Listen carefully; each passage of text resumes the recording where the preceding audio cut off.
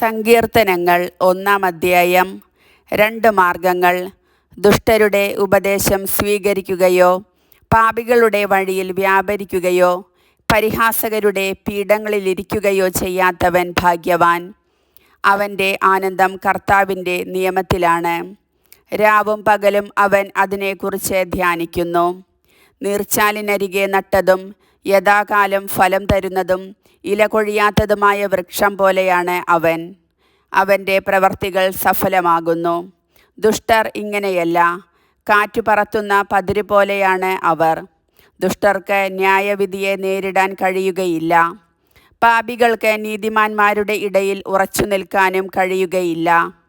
കർത്താവ് നീതിമാന്മാരുടെ മാർഗം അറിയുന്നു. ദുഷ്ടരുടെ മാർഗം നാശത്തിൽ അവസാനിക്കും. കർത്താവിൻ്റെ വചനം.